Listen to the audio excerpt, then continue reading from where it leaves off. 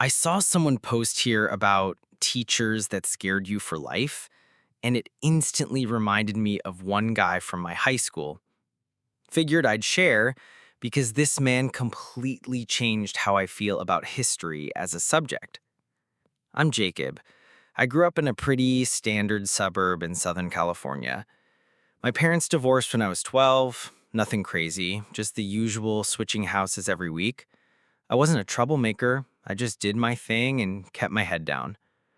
The one class I actually liked was history, mostly because of our teacher, Mrs. Parker. She made everything sound like a story and never made anyone feel dumb for not knowing something. She was the only adult in school I could actually talk to.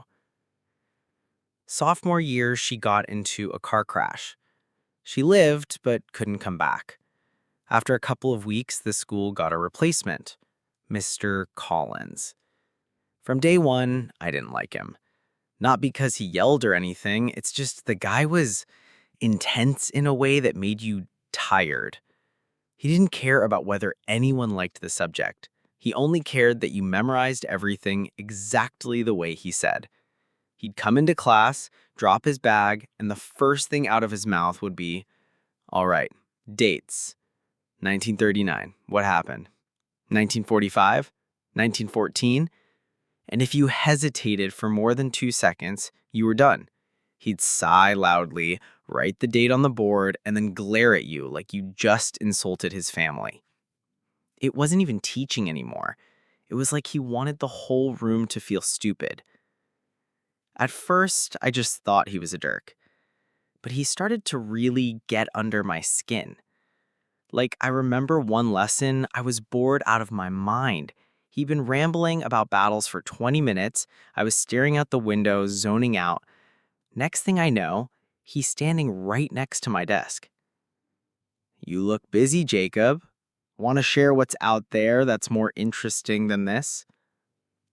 I froze. Everyone was staring. Sorry, I said. He leans a bit closer, not yelling, just that low voice. "You think this is boring? You'll be surprised how fast boring things decide what happens to people like you." I had no idea what that even meant. It wasn't a threat, but the way he said it, it just shut me up. I kept my eyes on the desk until he walked away. That was the first time I felt like, okay, this guy's not just strict. There's something else there. From that day on, he always seemed to notice me. Not in a good way. Like, if I even breathed wrong, he'd zero in on me.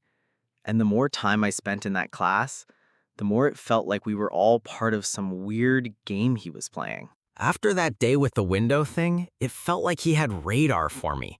If I shifted in my seat, he'd glance over. If I whispered something to the guy next to me, he'd stop mid-sentence and just stare until the room went quiet. He wasn't loud. He didn't throw stuff or slam books like some teachers do. It was worse. He'd just stand there and make you feel small. By the middle of the semester, the whole class was miserable. The guy was obsessed with facts and dates. It didn't matter if you understood the topic. If you didn't know the exact date, he'd make a big deal about it. He had this thing he did. He'd call on people who obviously didn't know the answer. And if you guessed wrong, he wouldn't just correct you. He'd start talking about how this is why people fail in life, because they don't prepare. It wasn't even about history anymore. It was like he wanted to embarrass you. The weirdest part? He never picked on the kids who could fight back, always the quiet ones. One day after class, he stopped a girl, Emily. She was really shy, barely spoke. I was walking out when I heard him say, "Emily, hang on a sec." I slowed down because my bag was stuck in the door, and I heard him asking her, "Why are you so quiet all the time? People think you're weak when you don't speak." I didn't hear the rest because I finally got out of there. But the look on her face stayed in my head. Like, why is it teacher even asking that? Then it was my turn a week later. He didn't even ask. He just waited for everyone to leave and said, "Jacob, sit down." I sat. He was at his desk, grading papers, not even looking at me for a while. Then out of nowhere, Do you care about this class at all? I said, "Yeah, I do." He kept writing something on a paper and said, Doesn't look like it. You drift off a lot. I said nothing. I honestly didn't know what to say. He put his pen down, finally looked up. If you keep going like this, you'll end up like half of your classmates, sitting around waiting for things to happen to you. Then he went right back to grading and said, "You can go." I left feeling weird. He wasn't shouting, but it was like he enjoyed making me uncomfortable. That wasn't a helpful teacher talk. That was just him messing with me. From then on, I started to hate being in that room. I wasn't scared yet, just annoyed and constantly on edge. After a while, it wasn't just me. Everyone in class started noticing how weird he was getting. Like he'd sometimes lock the door after the bell. Not a big lock and throw away the key thing, just quietly walk over, click it shut, and say, "So nobody disturbs us."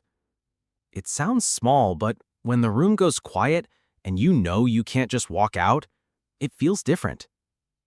He started keeping this little notebook on his desk. At first we thought it was lesson notes, but he'd open it during class and write stuff down while staring straight at someone. No one knew what was in there. People started talking in the hallways. Everyone had a story. He made me stay after class and asked about my parents. He told me I look like I never tried anything. It was always personal stuff. Always the quiet kids. For me, the breaking point came right before winter break. It was the last week, the day before the vacation. Everyone was tired and just counting the minutes. I remember sitting there, doodling in the corner of my notebook. He was talking about some old war, walking back and forth like he always does. Then suddenly, he just stopped, looked at me and said, "Jacob, you look like you don't want to be here." I froze, like always. "You know, you can tell a lot about people by the way they sit in class," he said. "Some kids think they're invisible, but you're not. You're giving yourself away every second." The room was dead silent. I could feel everyone staring. "Eyes up here," he said, and went back to writing on the board like nothing happened. When the bell rang and we all started packing up, he said, "Jacob, stay." Everyone looked at me with that good luck face and left.